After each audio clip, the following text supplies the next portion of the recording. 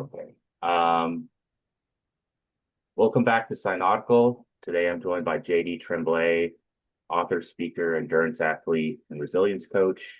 JD's journey from overcoming personal struggles to accomplishing extraordinary endurance feats has inspired people around the world to pursue growth, purpose, and resilience in their own lives, discussing discipline, mindset, overcoming adversity, and what it all means to develop a true hunger for more in life. JD, thanks for joining me today. Welcome to the show. Thanks for having me, Jared. Well, Um, so what was your life like before endurance sports became a major focus? Yeah, it was that I joined the military before that, and then I became an ultra triathlete. It was only after um, I was in university that I did that. Very nice. Nice. Um, so what were some of the defining struggles that helped shape you who you are today? Uh, I would say, like everyone else, my childhood definitely helped because I was bullied as a child, and my parents got divorced when I was a kid, and so that shaped me into understanding that even my loved ones I could separate from my life, and also that resilience from the criticism of others. Oh, nice, nice. Um, was there like a specific moment that you kind of realized or thought maybe you were capable of more than what you thought? Yeah, definitely. Various parts of my life were, as you mentioned, and one of them was during the Epic Deca. That's when I realized that I could accomplish much more. Oh, nice. So what motivated you to attempt the Epic Deca?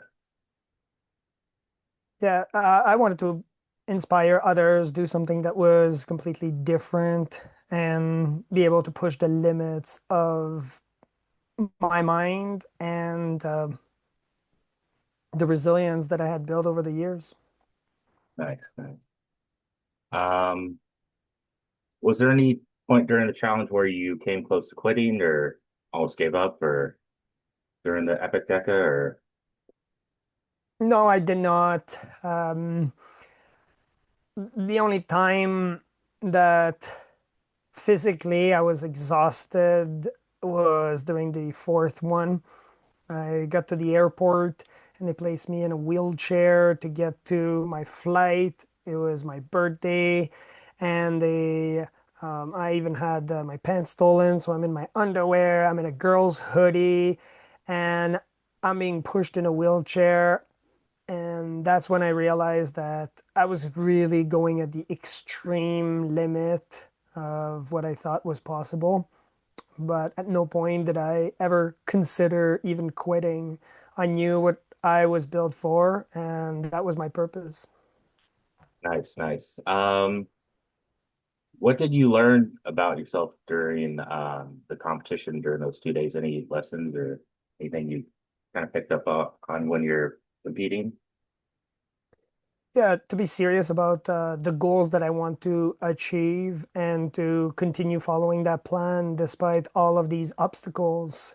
Um, I can't say I was ready to quit, but there were many instances that could have prevented me from completing this event. And I followed the plan, I executed it, and I was ready to even alter that plan if there were some unforeseen circumstances. Nice, nice. How much of success do you think in extreme endurance is physical versus mental? I would say it's arbitrary, but it's roughly 80-20. Um, and so, although those are arbitrary numbers, it just shows the difference between either.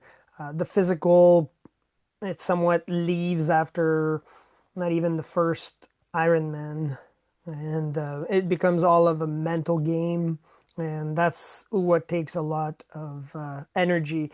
And even with science research, it shows that 20% of all of our energy are is all mental. So it's mostly a mental game for most of the things that we do. Um, what are some misconceptions do you think people have about kind of elite endurance athletes?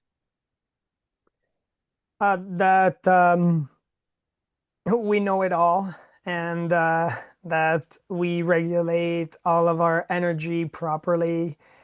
A lot of us are just trying out something new. And so we look at the research, we listen to the podcasts, we're trying our best. But again, we're not knowledgeable in all fields. We are trying new things and we're pushing the boundaries. And as a result, then we get to find new data points. Nice, nice. Um, you talk a lot about resilience, but how would you define it? Well, resilience is built over time after you have undergone certain challenges in your life and build a certain level of basic discipline. Nice, nice.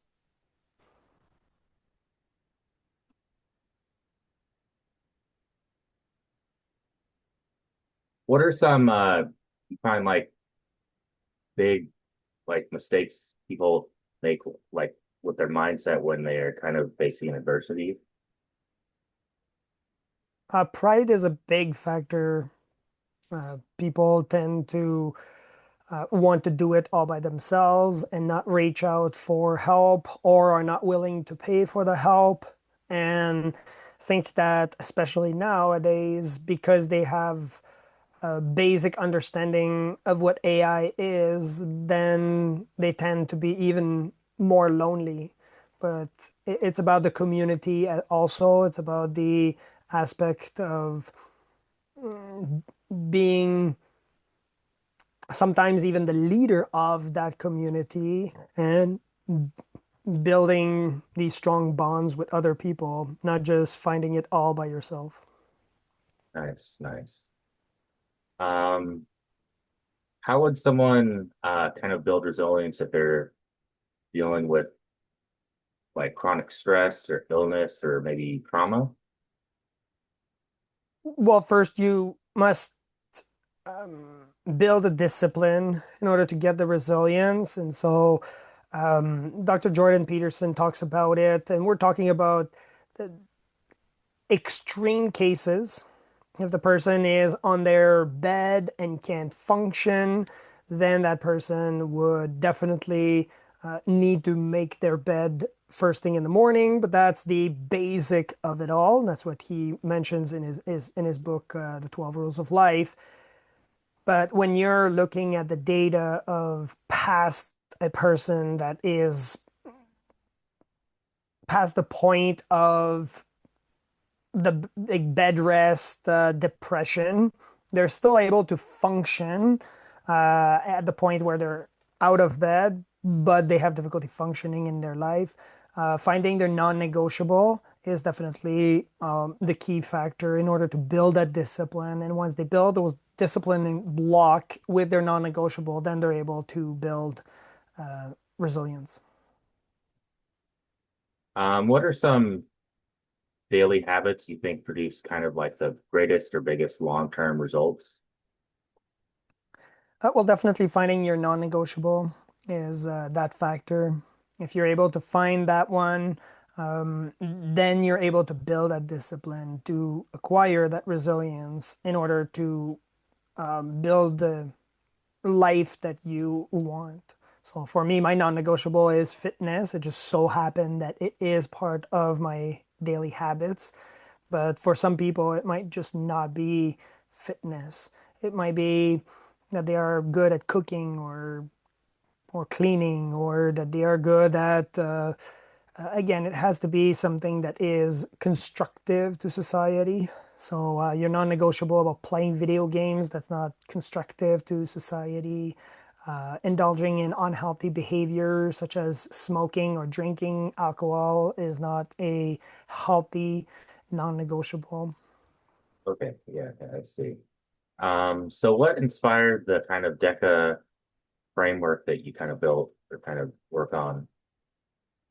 Yeah, it was after people were telling me that a lot of military members were um, having discipline, and every single military member is disciplined. And I said that I served for over a decade, and there are military members that are disciplined, and then there are some that aren't. And so, understanding the level of discipline and understanding how to create those systems through university.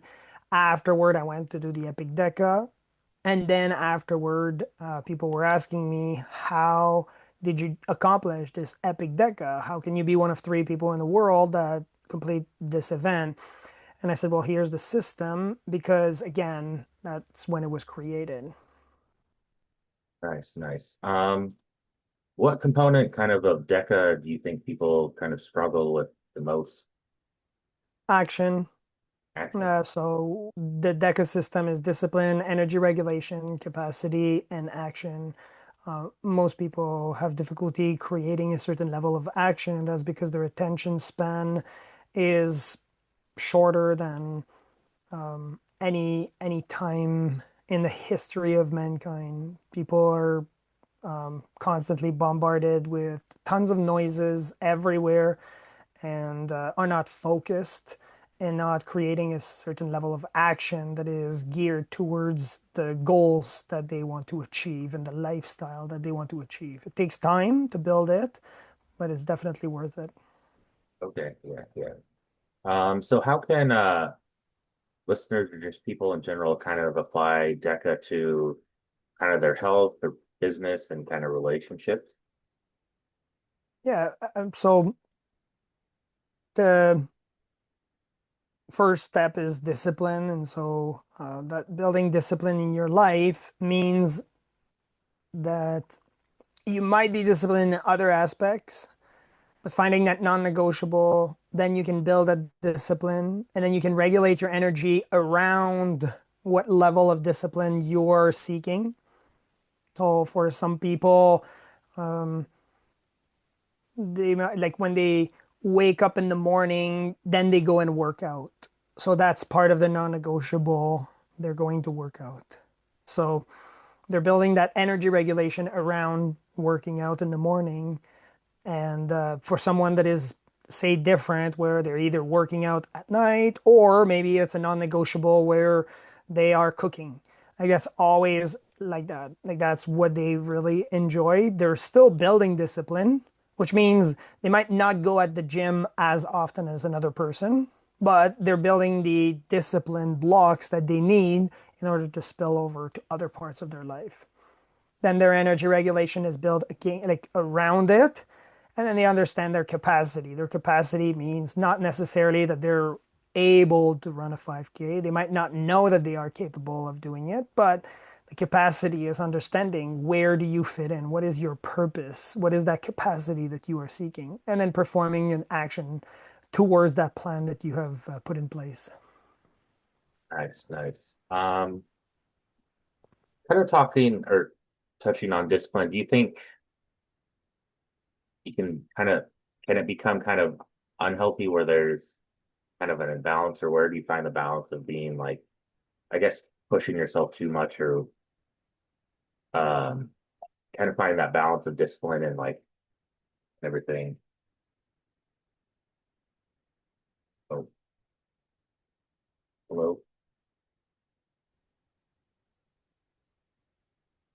Oh, sorry, it froze.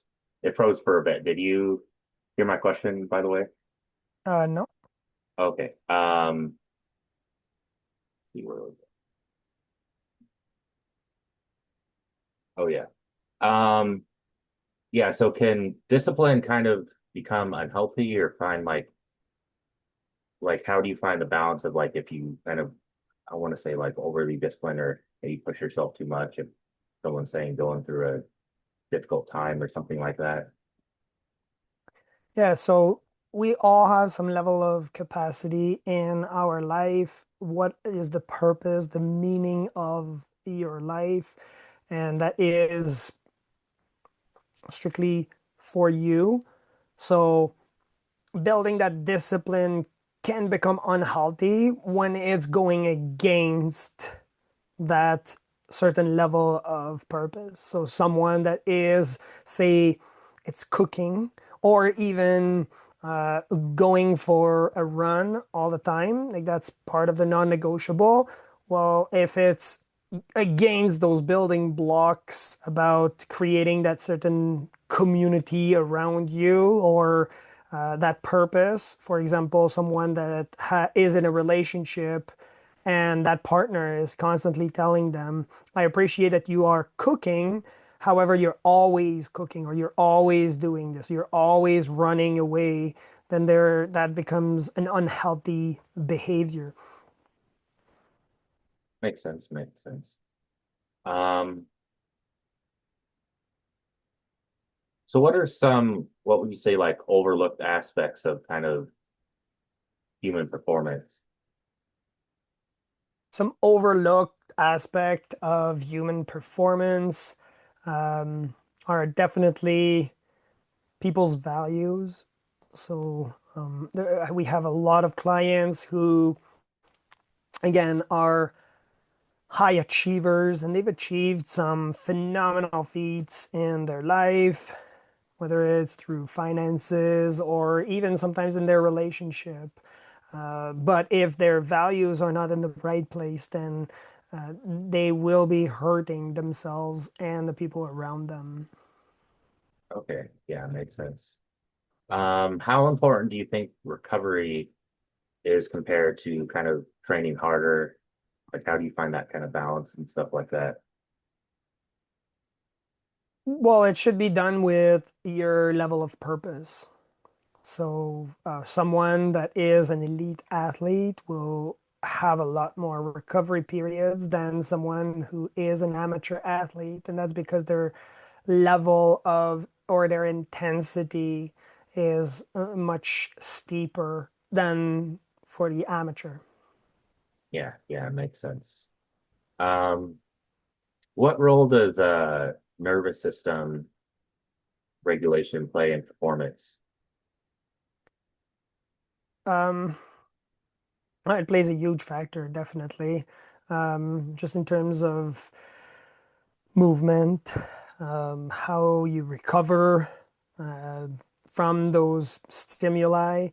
And then there is also your stress modulation. So that's how nervous system is quite important. It's your level of reaction to any form of stimuli. Okay, nice, nice. Kind of shifting gears, but how has uh your faith influenced your journey?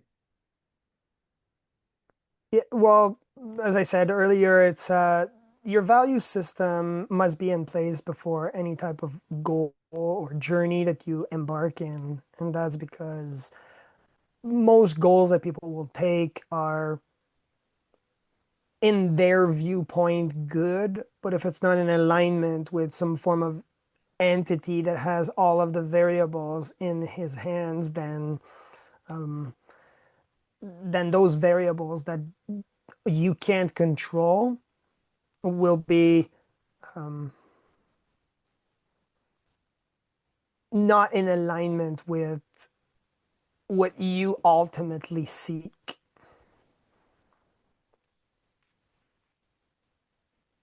What role would you say does spirituality play in resilience, you think?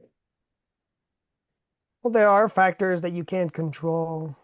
So, for for example, for me, I tried my best to control all the variables that I could during the Epic Deca. I understood that when I was going on the islands, or I might encounter sharks when I'm swimming. So I wanted to understand how I react when I'm swimming with sharks. So I paid some individuals to drive me out in the ocean and drop me and teach me how to react to shark attacks or shark Um, they teach me about the hierarchy of sharks, and so I understood I would react. But again, that's a physiological and a psychological response, not necessarily all of the variables that I can control. And so that's why believing in some higher power, for me, I'm a Christian, and so believing in God was definitely a part of the resilience that I built. Nice. Have there ever been moments you're training or competing, kind of where faith carried you when like kind of when your willpower couldn't, or you kind of about to give up or anything like that? Yeah, definitely. And that's where discipline comes in. So it doesn't rely on willpower or motivation. Motivation is a wonderful tool that you can utilize at whenever you wish, but it's by building all of these discipline blocks that eventually you're doing it no matter what. You understand that for me, within 24 hours, I will do some form of workout, some form of fitness because the regimen has been in place for years now. Okay, nice. Um, how would you say purpose and meaning kind of affect performance?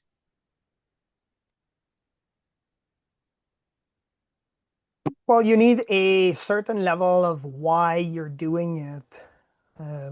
So understanding why you're doing this gives you that lighthouse in the storm, so to speak. Nice, nice. Um, you've been pretty open about like struggles with, I think, adversity and addiction.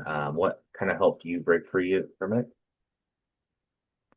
Well, being serious about my faith definitely um,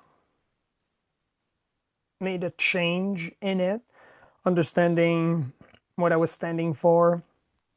At the Hungry Warrior Academy, we use a four-step process, and so that we develop, which is called RISE. The first one is to recognize the pattern. The second one is identity. So my identity was again rooted in the values of Christianity. And so S is structure. So building a structure around that identity.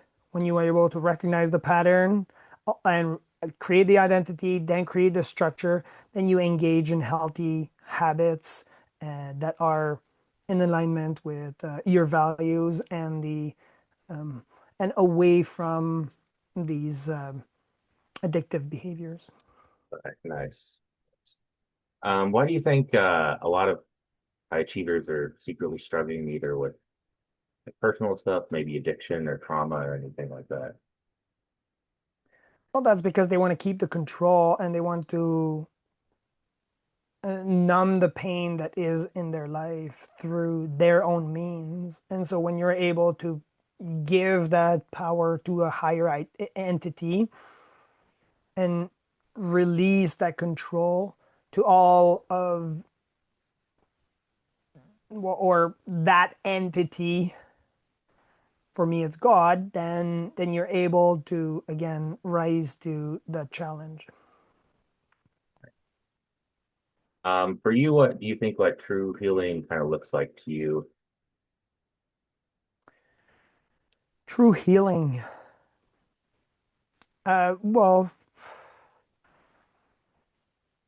true healing would be being able to break those unhealthy patterns. That's what healing means to me. Because again, there are certain people that have wounds. If we look at it from a physical standpoint, there are some individuals that have scars, and those scars last a lifetime.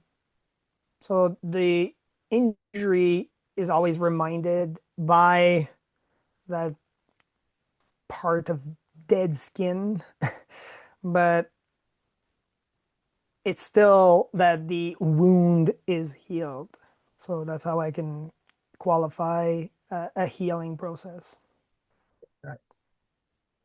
Do you think Can suffering kind of become a catalyst for transformation?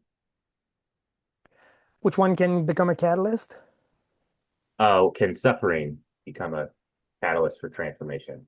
Separate, like separation? No, suffering.